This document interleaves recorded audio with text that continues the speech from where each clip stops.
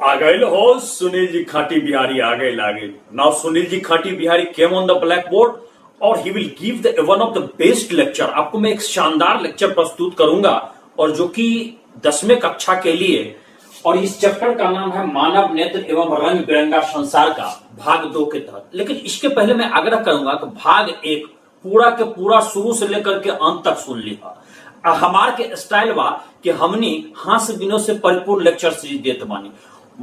मुझमें एक खासियत है कि I am giving you lecture which is funny type of lecture, but I will give the इसमें कि minute detail about each and everything. मैं आपको हास्य विनोद से परिपूर्ण बतलाऊंगा। जिसको हास्य विनोद पसंद ना हो भैया आप अनसब्सक्राइब कर दो, मत देखो ये वीडियो। और जिनको पसंद है वो बिल्कुल देखो, शुरू से अंत तक देखो। लेकिन इसके पहले मैं आपको कहूंगा भैया ये त्योहार के अपन चैनल या बाहो सुनील जी खाटी बिहारी यूट्यूब चैनल एक तू सबसे पहले सब्सक्राइब करा, ओके बाद तू लाइक करा, अपन मित्र के शेयर करा, एक जम करके देखा, एक बार देखा, 2 बार देखा, 3 बार देखा। त्योहार के 80% नंबर नहीं खे आई तो हम मोच काट के फेंक देव। और ये ध्यान रखना। अब मैं शुरुआत करता हूं सबसे पहले कि जरा दृष्टि दोष क्या है और इसका उपचार क्या है।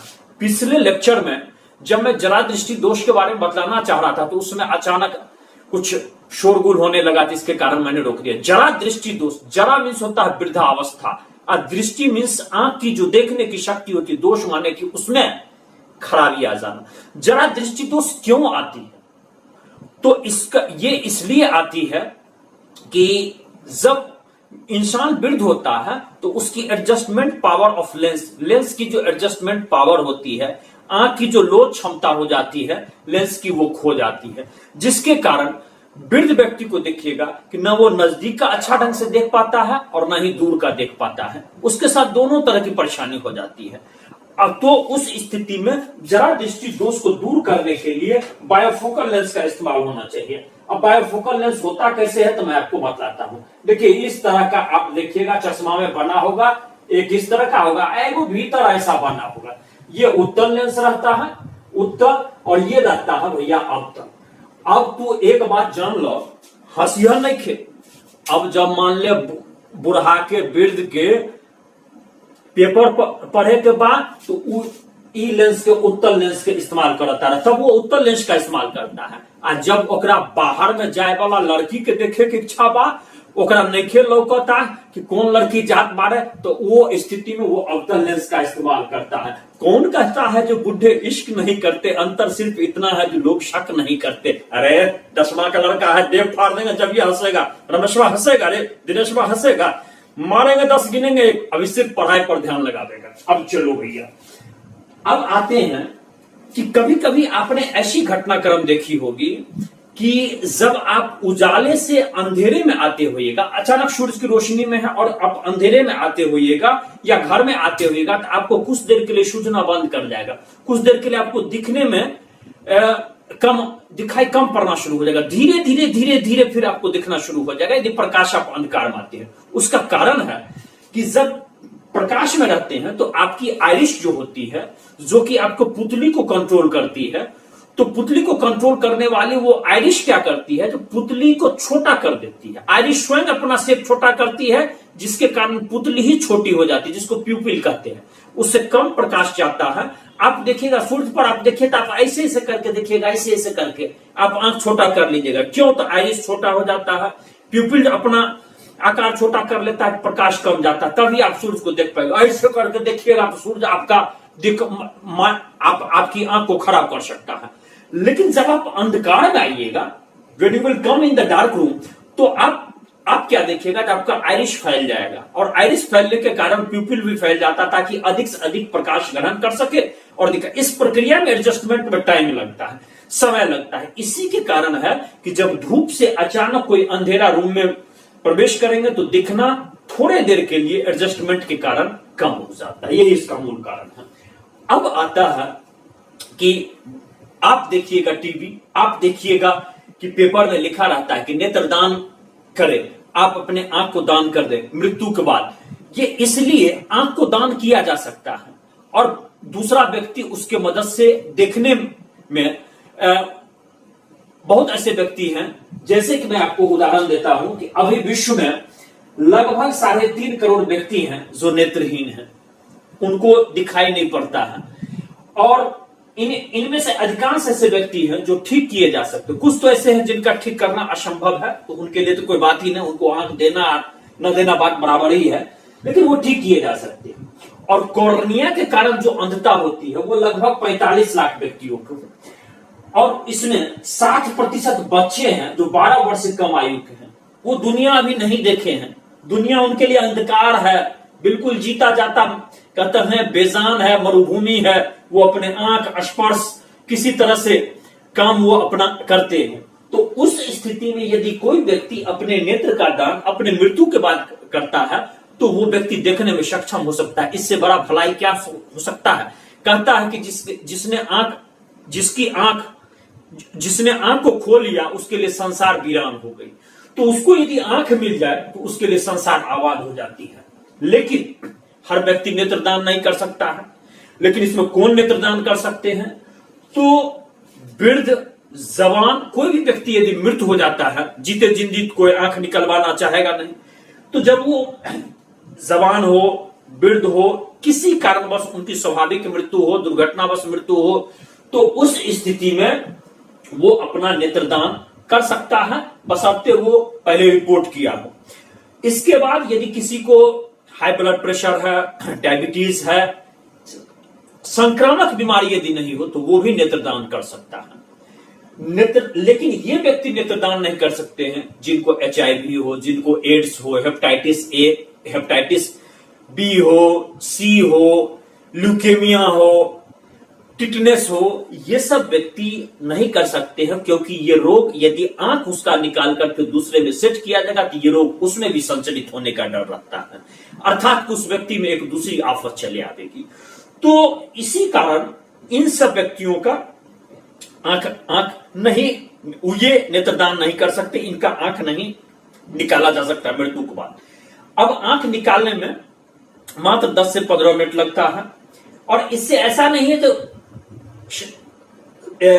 चेहरे का आकार मृत्यु के बाद उस शव का या लाश का विकृत चेहरा हो जाएगा। जी नहीं, उसके आंख पर टेप लगा दिया जाता है तो उसका चेहरा भी विभ्रमित नहीं लगता है, विकृत नहीं लगता है, और दूसरे व्यक्ति को वो नेत्रदान काम भी कर जाता है। लेकिन शर्त, ये नेत्रदान मृत्यु के 4 से 6 घंटे के बीच ही हो जाना चाहिए, और उसमें पहले रिपोर्ट किया होना चाहिए, तभी वो नेत्र लेने वाले, वो आई बैंक वाले वो आते हैं और उसका आंख निकाल लेते हैं और फिर उसको स्टोर करके लेकर के चले जाते हैं। यही है। अब आते हैं कि इसमें एक और भी है जो रूल है कि दानकर्ता और दान लेने वाले जो नेत्र का लेते हैं उन दोनों का नाम गोपनीय रखा जाता है। इस बात को फ्लैश नहीं किया जाता, इस बात को दुनिया को बताई भी नहीं जाती है। अब अगला जो हम लोग देखते हैं कि रंग बिरंगी जो संसार है, तो वहां शुरू करते हैं प्रिज्म के बारे में। प्रिज्म एक त्रिभुजाकार आकार है, उसका बेस त्रिभुज के आकार का होता है। क्योंकि ये तो 3 डायमेंशनल नहीं है, आगे जाकर के जब मैं उस क्वालिटी का ब्लैक बोर्ड खरीद लूंगा तो मैं आपको दिखाऊंगा उसको घुमा करके, अभी तत्काल यही है। तो इस आप ये कल्पना करें कि उसकी आधार त्रिभुजाकार है और इस तरह की आपको प्रिज्म होती है। प्रिज्म में ये आपतित किरण है, ये इस सरफेस पर डाला गया अवलंब है, और इस अवलंब से जो ये एंगल बना है इसको हम कहते हैं एंगल ऑफ इंसिडेंस, आप ये आपतन कोण। फिर यहां से देखिए कि ये जैसे ही ये आपतित किरण प्रवेश करता है, प्रिज्म में प्रवेश करता है, तो ये अवलंब की ओर झुक जाता है, ये अपवर्तित हो जाता है। अपवर्तित होने के बाद फिर जब प्रिज्म अर्थात कि शीशे से बाहर निकलता है तो फिर अपवर्तित होकर के निकलता है। और ये प्रक्रिया जो है कि जैसे अविलंब की ओर मुड़ना या अविलंब से दूर हटना, हम जानते हैं कि अपवर्तन का नियम है, जब सघन से विरल की ओर जाएगा अविलंब से दूर हटेगा, और विरल से सघन की ओर आवेगा अविलंब की ओर जाएगा। तो ये प्रकाश की किरण फिर इस तरह से आई, अपवर्तित होकर का फिर आप देखिएगा इस तरह से निकली। लेकिन यदि हम इसको बढ़ाते चले, यहां पर जो जाकर के मिलती है इसको भी हम यहां से पीछे करते चले, तो यहां पर जो आप देखते हैं पॉइंट यहां मिलता है, और मिलता है यदि हम इसको बढ़ा दे तो ये जो एंगल बनता है इसको कहते हैं विचलन कोण, एंगल ऑफ डिस्पर्सन। ध्यान देना, आपतित किरण को बढ़ाते चलो और अंत में जो अपवर्तित किरण निकली है उसको बढ़ाते चलो। जिस पॉइंट पर मिला और इस पॉइंट को आगे बढ़ाओ और तब देखो जी ये आपका एंगल ऑफ, इसको कहते हैं डिस्पर्सन, ये विचलन कोण होता है। अब कांच के प्रिज्म से यदि हम श्वेत प्रकाश को प्रवाहित करें, उसके अंदर डालें, तो फिर क्या होगा, तो इस घटना को कहते हैं विक्षेपण। अलग अलग प्रकाश की घटक, श्वेत प्रकाश जो कि 7 घटक से बनी हुई है, वो उसमें विखंडित हो जाती है, अलग अलग हो जाती है। उसका कारण है कि ये श्वेत प्रकाश देखिए जैसे यहां आ रहा है, श्वेत प्रकाश आ रहा है, जैसे प्रिज्म के अंदर प्रवेश किया तो अब चूंकि इसका अपवर्तनांक, प्रकाश के अलग अलग घटक के लिए अलग अलग अपवर्तनांक ये प्रिज्म का अंदर हो जाता है, जिसके कारण इसकी विचलन अर्थात मुड़ना अलग अलग हो जाता है। और फिर इसको यदि हम एक पर्दा, जिसको अंग्रेजी में कहते हैं विषय एटेजी स्पेक्ट्रम, इसको स्पेक्ट्रम कहते हैं, और यहां पर जो है ये आपको चलाता है। तो अब देखिए इसमें आप देखिएगा कि ये विबग्योर के रूप में जो है ये आपको चला देगा, विबग्योर। तो विबग्योर जो देखते हैं यहां पर आपका सबसे ऊपर में चला देगा रेड, लाल, ये 7 भागों में बढ़ता है, 1 2 3 4 5 6 7। और फिर आप देखिएगा कि जब ये आपतित किरण है, श्वेत प्रकाश एक किरण, घटक इसके साथ, जैसे ही प्रिज्म के अंदर आया घटक इसके साथ अलग अलग रंग का, अपवर्तनांक अलग अलग हो जाता है, उसके अंदर पहुंचते ही अपवर्तनांक अलग होगा तो विचलन अलग हो जाएगा। विचलन अंग्रेजी में विषय डेविएशन, डेविएशन अलग होगा, तो इसका ये डेविएशन है। सबसे नीचे बैगनी जिसको वायलेट कहते हैं, उसके बाद इंडिगो जिसको जामुनी कहते हैं, नीचे से तीसरा पर ब्लू होगा, नीला कहते हैं, नीचे से तीसरा चौथा ग्रीन होगा, 5वां येलो होगा, 6ठा ऑरेंज होगा, 7वां रेड होगा। आपने देखा कि लाल का विचलन सबसे कम, इसीलिए लाल सबसे ऊपर बनता है। बैगनी का विचलन सबसे ज्यादा, इसलिए बैगनी सबसे नीचे आता है।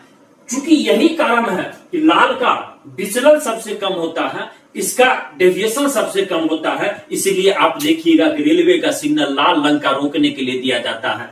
दूर से ही इंजन का ड्राइवर देख लेगा कि लाल रंग का ये दिखाई पड़ रहा है, समझ जाएगा आगे लाइन जाम है, वो नहीं आगे बढ़ाएगा। जल्दी बोल, दिनेश तोरे से पूछ रहे हैं कि इस गाड़ी को रोकने के लिए किस तरह का प्रकाश का उपयोग किया जाता है, जल्दी बोल। मारबो 10 गिनबो 1, हाँ लाल रंग का, वाह वाह वाह वाह, एकदम ओके है। और सबसे अधिक विचलन किसका होता है, तो सबसे अधिक विचलन होता है ये बैगनी रंग का।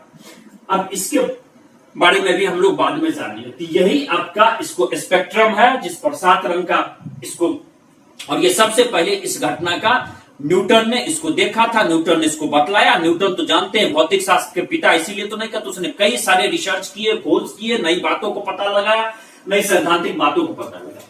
और न्यूटन इतने ही नहीं, वो खोजी प्रवृत्ति के थे, तो उन्होंने क्या किया कि एक वो प्रिज्म ऐसे डाल दिया और दूसरा प्रिज्म ऐसे डाल दिया, ठीक उल्टा।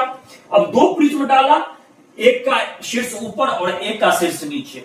अब यहां पर देखिए कि ये आपतित कोण ये आया, यहां पर ऊपर रेड हो गया, नीचे में वायलेट हो गया, जिसको हम लोग कहते हैं ऊपर में लाल, नीचे में बैगनी, बीच में 7 और है। क्योंकि उतना जगह हमको नहीं मिला, इसलिए हम नहीं बढ़ा पाए। फिर यहां से निकला तो रेड यहां चला गया, और ये आपका जो है वायलेट इसके नीचे बैगनी। इसको जो पलट के दिया तो फिर आपको ये ऊपर की ओर, चूंकि ये बेस की ओर चलेगा, पलट कर, और फिर देखा कि यहां पर पॉइंट होकर के फिर एक ही, जिस तरह से श्वेत प्रकाश यहां चली उसी तरह से श्वेत प्रकाश यहां निकली। ये एक अलग घटना थी कि यहां पर 7 रंग में बटा, फिर ये 7 रंग इस सरफेस पर पड़ा, और फिर पड़ने के बाद एक रंग मिला। इसका माने ये पता चल गया कि श्वेत प्रकाश में 7 रंग के घटक हैं, 7 कंपोनेंट हैं, जिसमें red, orange, yellow, green, blue, Indigo और वायलेट, ये सब हैं। और न्यूटन ने इसको साबित भी कर दिया। ये अब आता है कि आपने कभी कभी देखा होगा बारिश के तुरंत के बाद इंद्रधनुष बन जाता है। क्या कारण है? इंद्रधनुष बनने का भी एक कारण, इसका कारण में प्रकाशीय घटना है। इसमें आपको 3 तरह की घटना उसमें काम करती है। एक है अपवर्तन, दूसरा है आपका प्रकीर्णन, और तीसरा है पूर्णांतरिक परावर्तन। ये तीनों घटनाक्रम के कारण ये बन जाती है। आप देखिएगा कि जैसे बारिश होती है तो कुछ बूंदे, वर्षा की बूंद आकाश में लटक जाती है, और इंद्रधनुष सूर्य के ठीक विपरीत दिशा में बनेगा। थोड़ी देर के लिए बना रहता है, 7 रंग का लगेगा कि जैसे धनुष के आकार का, देखने में बड़ा मनोहारी दृश्य, बहुत अच्छा दृश्य प्रस्तुत करता है। तो इसमें चूंकि वो जल के जो महीन कण है जो वायुमंडल में लटके रह गए, वायुमंडल में टिके रह गए, वो पृथ्वी की तरह काम करता है। और पृथ्वी की तरह काम करता है तो जैसे ही उसके अंदर सूरज की प्रकाश की किरणें जाती है तो उसके अंदर अपवर्तन भी काम करने लगता है और प्रकीर्णन भी काम करने लगता है। अब फिर जब वापस आती है तो पूर्णांतरिक परावर्तन काम करने लगता है। इसके कारण क्या होता है, 7 रंग का घटक हमको दिखाई पड़ता है। लेकिन जैसे ही सूरज की किरणें पड़ती है लंबे समय तक और वो जल की बूंद विचलित हो जाती है, एक तरह से खत्म हो जाती है, तो इंद्रधनुष भी खत्म हो जाएगा, इसलिए कम समय के लिए बनता है। अब आपने देखा होगा तारा टिमटिमाता क्यों है। तारा यदि, अब तो खैर मान लीजिए जब से मोबाइलवा के जमाना आया है तो लड़का लड़की सब तारा देखता कहां है, भर दिन खाली मोबाइल में फेसबुक, उसके बाद व्हाट्सएप, उसमें घोच गांच करते रहता है। परिणाम होता है न तारा देखता है, न चंद्रमा देखता है, सूरज देखता है, न आकाश देखता है। अरे प्रकृति को देख, पेड़ को देख, हरियाली को देख, नदी को देख, नाला को देख, इसके बाद तुम ये पोखरा को देख, तालाब को देख, तब ना तुम समझेगा कि प्रकृति क्या चीज है। भर दिन मोबाइल के खाली tip tip tip tip tip tip करते रहेगा, बर्बाद हो जाओगे इसके चक्कर में। मोबाइल का सीमित उपयोग करना है। अब तो तारा टिमटिमाता क्यों है, तो तारा मान लो कि ये आपका ये है, इसको जो देखता है तो तारा का जो प्रकाश होता है वो कई लेयर से गुजरता है। हर लेयर का अपवर्तनांक अलग अलग है। तो वायुमंडल के हर लेयर का अपवर्तनांक अलग अलग है। तब परेशानी क्या है, जैसे ही लेयर से गुजरता है तो वो आपका विचलन उसकी होते रहती है। तो विचलन होते रहती है तो कभी आंख पर उसका विचलन होकर के प्रकाश मिलता है और कभी नहीं मिलता है। जब मिलता है तारा दिखाई पड़ता है, जब नहीं मिलता है तो नहीं दिखाई पड़ता। एक और देखिए, ये तारा है, इसकी प्रकाश मान लीजिए यहां पहुंची, इसकी प्रकाश यदि हमको यहां पहुंची, लेकिन ऐसा होता है जब और ये सीधे दिखाई पड़ता है यहाँ, तो इसके कारण क्या होता है, कभी दिखाई पड़ता है कभी ना दिखाई पड़ता है। और ये तारा का एक्चुअल जहां पर है उससे ऊपर की स्थिति दिखाई पड़ती है अपवर्तन के कारण। अब अगला जो प्रकाशीय घटना के बारे में, चूंकि हम लोग देख रहे हैं कि रंग बिरंगे संसार के भाग 2 के तहत कि सूर्योदय और सूर्यास्त जब होता है तो एक्चुअल जो सूर्योदय और सूर्यास्त का समय रहता है, तो सूर्योदय आपको 2 मिनट पहले दिखाई पड़ जाएगा और सूर्योदय हो जाएगा तो 2 मिनट बाद तक दिखाई पड़े। उसका भी कारण जान लीजिए। मान लीजिए आप पृथ्वी पर यहां है प्रेक्षक के रूप में और सूर्य आपके इस क्षैतिज से नीचे चलाया तो वो क्षैतिज से नीचे चला गया, लेकिन तब भी आप जो देखिएगा तो इसका सूर्य का प्रतिबिंब यहां दिखाई पड़ता है, यहां दिखाई पड़ता है, तो व्यक्ति को यहां दिखाई पड़ते रहता है। अब ये सूर्य वास्तविक में यहां है, लेकिन यहां पर आपका अपवर्तन का नियम के कारण सूर्य आपको यहां दिखाई पड़ता है। जब तक कि वो नीचे और नीचे नहीं चले आएगा तब तक जब ये सूर्य यहां है तो आपको दिखाई यहां पड़ेगा, और जब सूर्य इससे नीचे यहां चला आएगा तब सूर्य यहां आएगा, आपको दिखना बंद हो जाएगा। इसलिए देखिएगा यही सूर्योदय के समय ठीक उल्टा दिखाई पड़ता है, सूर्यास्त के समय ये घटना उल्टा होती है। तो सूर्योदय के 2 मिनट पहले ये आपको दिखाई पड़ने लगे, सूर्यास्त के 2 मिनट बाद तक दिखाई पड़ेगा। अब आता है प्रकाश की प्रकीर्णन। प्रकीर्णन जो हम लोग कहते हैं कि प्रकीर्णन जो घटना है, ये जो प्रकाश की किरणें जो आती है, यदि मान लीजिए वायुमंडल में धूल कण है, वायुमंडल में कई कण है, उस पर जो पड़ने के साथ वो बिखर जाती है। आप देखिएगा कि आकाश का रंग नीला दिखाई पड़ता है नीचे से, जबकि अंतरिक्ष यात्री को काला दिखाई पड़ता है। आकाश का रंग कैसा है? काला। जल्दी बोल दिया, कोई से पूछ रहा आकाश का वास्तविक रंग काला, कई कंपटीशन पूछ चुका है। अच्छा, लेकिन नीला इसलिए दिखाई पड़ता है, उससे जो लाइट आती है वो धूल कण पर पड़ती है। हम जानते हैं कि लाल रंग का तरंग दैर्ध्य सबसे अधिक होता है, लाल रंग का गति सबसे अधिक होती है, उसकी विचलन सबसे कम होती है, इसलिए लाल रंग तो नीचे चला आता है, लेकिन बैंगनी रंग जिसको हम कहते हैं नीला रंग, वो आकाश में बिखर जाता है। चूंकि उसका तरंग दैर्ध्य कम है, उसका गति कम है, उसका विचलन भी नहीं कि वो बिखर जाता है, इसलिए हमको आसमान नीला रंग का दिखाई पड़ता है। यही कारण है जल भी अंतरिक्ष यात्री को नीला दिखाई पड़ता है। इसलिए पृथ्वी को किस तरह से कहते हैं? नीला ग्रह कहते हैं। मंगल को कौन सा ग्रह कहते हैं? लाल ग्रह कहते हैं। बृहस्पति को कौन सा ग्रह कहते हैं? पीला ग्रह कहते हैं। नेचर हो बात का चीज हम आपको बारे में बता रहे हैं। ये आपका वही सूर्योदय और सूर्यास्त के समय में देखिएगा तो आकाश नीला भी नहीं दिखाई पड़ेगा, लाल दिखाई पड़ेगा। क्यों? तो देखिए जैसे कि सूर्योदय या सूर्यास्त के समय आप सूर्य इधर रहेगा तो इसकी प्रकाश को बड़ी दूरी जानी पड़ती है, दूरी जाने पड़ती है तो स्कैटरिंग हो जाता है, प्रकीर्णन हो जाता है।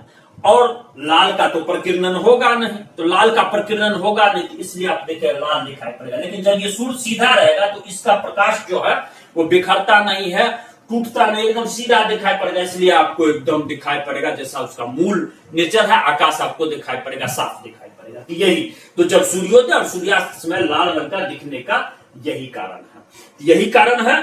इस तरह से मैं सुनील जी खाटी बिहारी आपको ये चैप्टर समाप्त कर दिया। ये चैप्टर जो था 11वां चैप्टर था। मैं बहुत जल्दी आपको 12वें चैप्टर में मिलूंगा और इसी के साथ मैं सुनील जी खाटी बिहारी आपसे विदा ले रहा हूं। जय बिहार, जय।